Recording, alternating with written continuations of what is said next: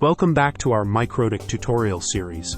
Have you ever wondered how networks can be connected together using bridges, or how a switch differs from a router in your network?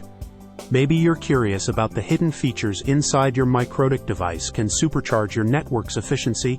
Well, you're about to discover the answers to these questions and reveal your device's capabilities, because today, we're exploring the fascinating world of MikroTik bridging.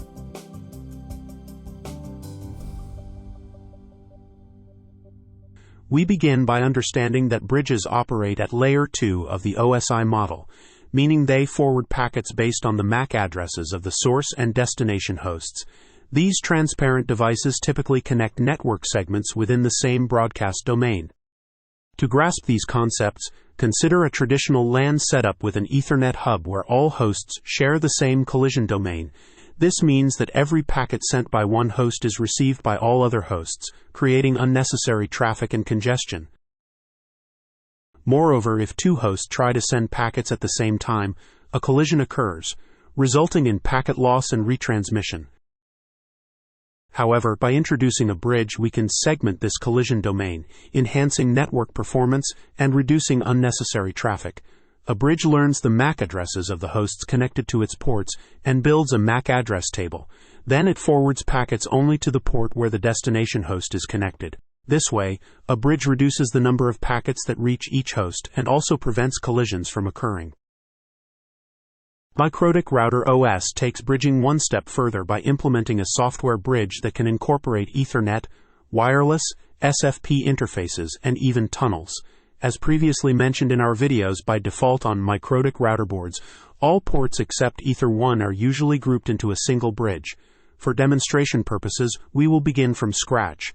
To create a bridge in RouterOS, go to Bridge in the main menu and click on the plus sign to add a new bridge. Give your bridge a name and click OK. The MAC address for the newly created bridge interface will be randomly generated by RouterOS. If you create multiple bridge interfaces, there is the potential risk that two bridges will have the same MAC address. Therefore, you may overwrite the automatically generated MAC with a static one. Next, you need to add the interfaces that you want to include in the bridge. Go to the Ports tab and click on the plus sign to add a new port. Select the interface from the drop-down menu and click OK. Repeat this step for each interface you want to add to the bridge.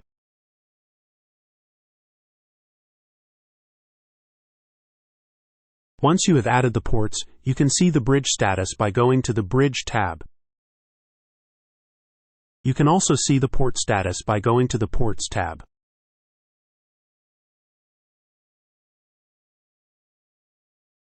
Now let's take a look at the differences between routers and switches. Just like the network bridges, switches also operate at layer 2 of the OSI model and forward packets based on the MAC addresses of the source and destination hosts.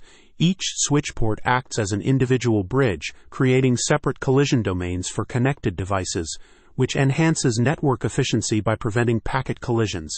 Switches are usually used to connect different segments of the same network that use the same protocol, such as Ethernet or VLAN. Switches have less processing power and memory than routers, but they also consume less energy and have higher throughput. Routers are devices that operate at layer 3 of the OSI model, meaning that they forward packets based on the IP addresses of the source and destination hosts, and are used to connect different networks. We will explore routing in the upcoming tutorial. Routers have more processing power and memory than switches, but they also consume more energy and have lower throughput. MikroTik devices can act as both routers and switches, depending on the configuration and features that you enable. However, not all MikroTik devices have the same hardware capabilities and performance. Therefore, an understanding of block diagrams is crucial when choosing the right device. A block diagram is a graphical representation of the internal structure and connections of a device. It shows the components and interfaces of the device, such as CPU, RAM, switch chip, Ethernet ports, wireless cards, and so on. It also shows how these components and interfaces are connected to each other, and how the traffic flows between them. By looking at the block diagram of a device, you can determine its capabilities and limitations. In earlier RouterOS versions, MikroTik routers handled all bridging with the CPU, leading to high load and reduced throughput. To address this, MikroTik used a master-slave port configuration, offloading some tasks to the switch chip and bypassing the CPU. While this improved performance, it also introduced complexity and feature limitations. Recent RouterOS updates have streamlined this process by replacing the master-slave setup with hardware offloading. This allows the switch chip to manage essential bridging functions, reducing CPU strain and enhancing overall throughput. In the MikroTik interface, navigate to the Bridge menu and go to the Ports tab. Select a port and check if hardware offload is turned on. This indicates that the port is taking advantage of the switch chip's capabilities. You can verify if hardware offloading is working by looking at the flag column in the Ports tab for the bridge. It should indicate H for the ports where offloading is active. Disabling hardware offloading is necessary for utilizing certain network functions that the switch chip can't handle, transferring the processing to the CPU.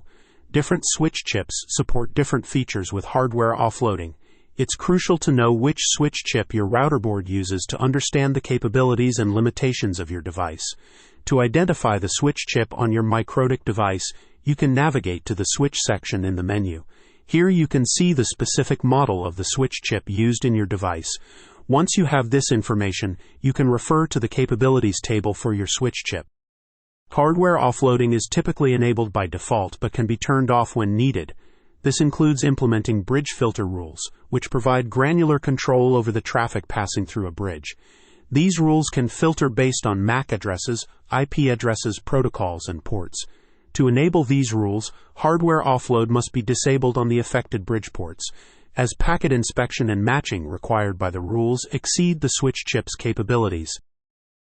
For the application of IP firewall rules, which offer advanced filtering capabilities, hardware offload should also be disabled. By enabling the Use IP Firewall option within the bridge settings, you can apply firewall rules to traffic passing through specific bridge ports. Details on firewall rules will be explored in upcoming tutorial. Packet Sniffer and Torch are analytical tools used for network troubleshooting and monitoring. They provide insights into the traffic passing through your network, allowing you to capture and analyze packets.